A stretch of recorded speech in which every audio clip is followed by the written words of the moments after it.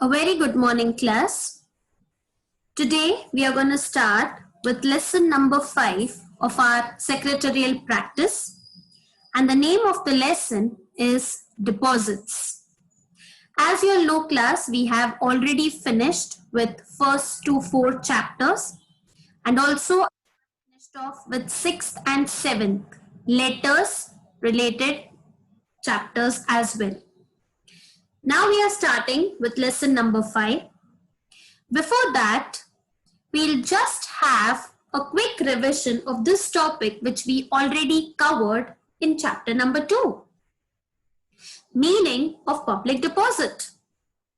So public deposit is an important source of financing short-term requirements of a company.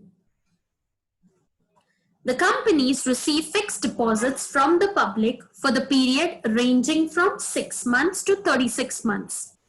Such deposits are called as public deposits. And this I had already covered in the second chapter. So we are just revising the concept. The company issues deposit receipt to the depositors. It is an acknowledgement of the loan or debt which is given by the company. So it is a proof. You have to get some kind of a proof that you have deposited your money in so and so bank or in so and so company. So for that, the company issues you a DR, that is deposit receipt. They are either secured or unsecured loans which are offered by the company. Then we also saw the definition of public deposit which was given as per section 31 of Companies Act 2013. So it says that deposit includes any receipt of money by way of deposit or loan or in any other form by a company, but does not include such categories of amount as may be prescribed in consultation with RBI. Also, it has been further elaborated by Rule 2 of 1C of Companies Acceptance of Deposit Rules 2014. So as per that, deposit means any receipt of money in the form of deposit or loan by a company. So you can take the definition of this particular line, which is as simple to remember and learn. Then we saw a few things which are not considered as deposits. So any amount received from central or the state government, any amount received as loan from any banking company, any amount received from foreign government or international banks, so wherein banks are involved, you won't consider it as a deposit. Any amount received by a company from another company, any amount raised by issuing commercial papers, treasury bills, this I have already explained you all when we were doing chapter 1. Any amount raised by issuing bonds, any amount received in trust, and any amount received by way of subscription to any shares or debentures. All these are considered or not considered in deposits. So you cannot call any of the above investment in the heading deposit. So basically, we are continuing the introduction that was for in order to get you the base, what we already covered in the previous chapter. Now coming to this particular chapters, the companies accepts the deposits from basically from two parts, you can say, or two areas. That is number 1, public, and number 2, its own members. So you have to remember, as it issues shares to the public as well as to its members. Similarly, it can collect deposits from public as well as its members. Raising the money from deposits are considered cheaper or economical, you can say, because it is one of the short-term loans. It is not done for a longer period of time. As we saw, ranging from 6 to 36 months. That is from a period of 6 months to 3 years, you can say. But it's a risky option as well in case the company defaults in repaying it. So अगर company का लोचा होता है, वो पैसा वापस नहीं कर पाती है, then it becomes a very risky option. Otherwise, it's considered one of the best economical option, cheapest option to raise funds. Okay. Now, in this particular lesson, what topics are we going to cover? So topics we'll be covering includes, number one, which companies are allowed to collect the deposits both from the public as well as its members? What are the terms and conditions required by the company to be fulfilled? And number three, what is the procedure to collect the deposit from the members and public? So these are the three topics which we'll be covering in this particular chapter. So coming first to the meaning of acceptance of deposit. So as given in your textbook class, all the companies are allowed to accept deposit except three. Number one, it should not be a banking company. That is, none of the procedure related to it or services provided by it should be of a banking nature. Correct? Number two, NBFC, that is non-banking financial corporations. These are also institute which offers bank-like services, financial services, but they do not have a license of a banking company. That's the only difference. Otherwise, all the activities related to them are they can provide any financial service like mortgage हो गया, money lenders हो गया, insurance हो गया, hedge funds हो गया. These all are included in NBFCs, but they are not allowed to take deposit from the public nor its members. And third, a housing finance company, that is a company which provides loans, home loans basically. That company is not allowed to take deposits as well.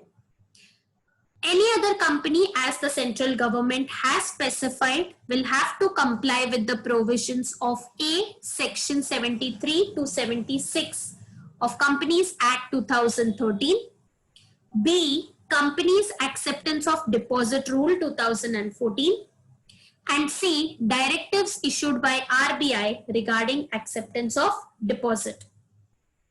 So any company who is willing to accept deposit should have permission from the central or the state government, should comply with the rules of Companies Act, Companies Acceptance of Deposit Rules 2014, and all the directives issued by RBI.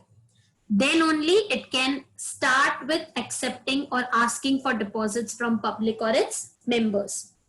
So this part you have to keep in mind, which all companies are not allowed to take deposits. So basically any company related to banks or bank itself, you can say NBFC because it also provides bank-like services. So again, it is not allowed.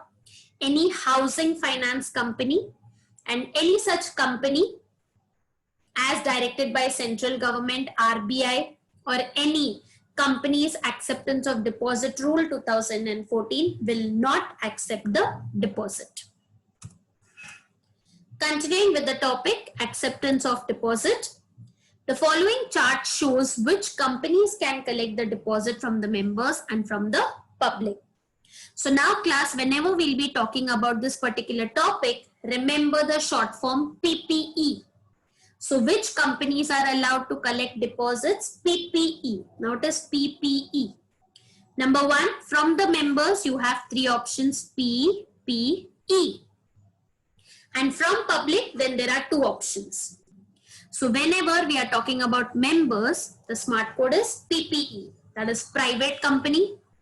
Number two, public company, which is not eligible company. And number three, eligible public company. Now we'll see what is the difference between a normal public company and eligible public company. Okay. Then in case when the company is collecting deposits from public, then it has got two options, eligible public company and government company. So these are the two options under which deposits can be accepted by the company.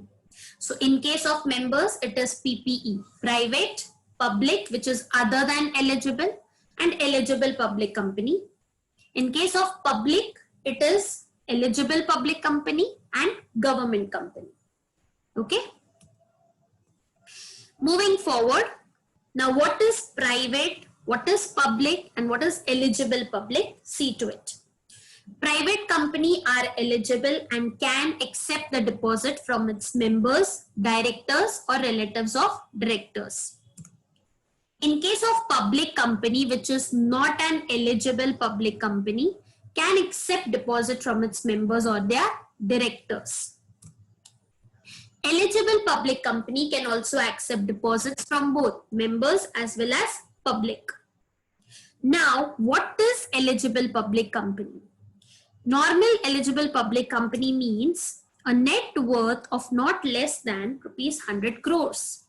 That means it should be a company jiska net worth. Net worth means overall profit.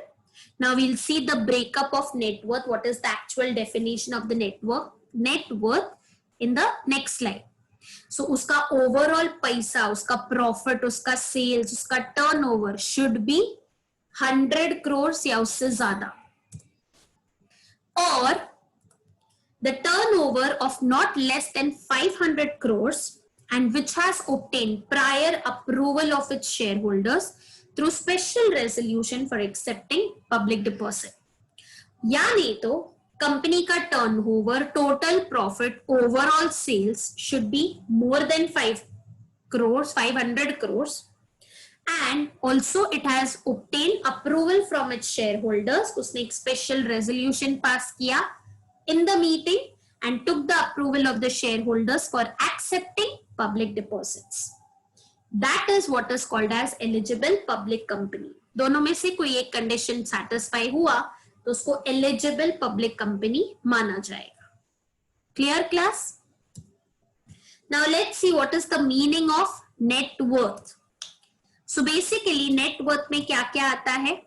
Total of paid up capital plus all your free reserves plus security premium account after deducting all your losses, deferred expenses and miscellaneous expenses which are not written off.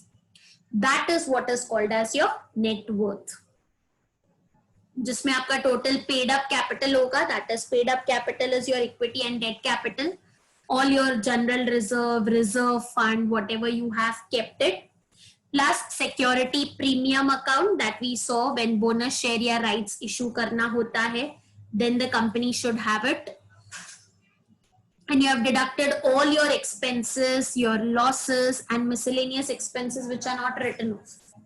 उसको काट पीट के जो आपका बचता है, then you should have the remaining amount that should be more than 100 crores. Meaning of turnover. Turnover, as I told you, sales, money, income, revenue from sales for a particular period is called as a turnover. So I hope class, the introduction part is clear what we are gonna learn in this particular chapter.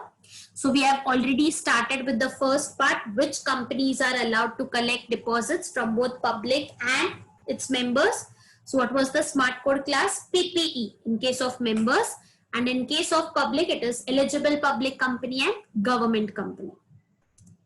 So now, topic for tomorrow, we'll be learning about the second topic, that is what are the terms and conditions for accepting deposits. So till then, take care, stay safe, keep learning, keep practicing, and if any doubt, please let me know for the same. Okay, so we stop here for today. Thank you so much for listening to me. And if you feel that you are getting help from my videos, I please request you all to subscribe my channel and also like it, press the bell icon. And also if you feel some of your other friends will get from it, please share the link of the video for the same. Thank you so much and I need your support. If you're liking my videos, please let me know. I will improve and see to it that you can get benefit out of these videos and the concept are clear so that if you are clear with the concept, you can answer any question in your exam. Okay, so we stop here for today. Thank you so much for listening to me.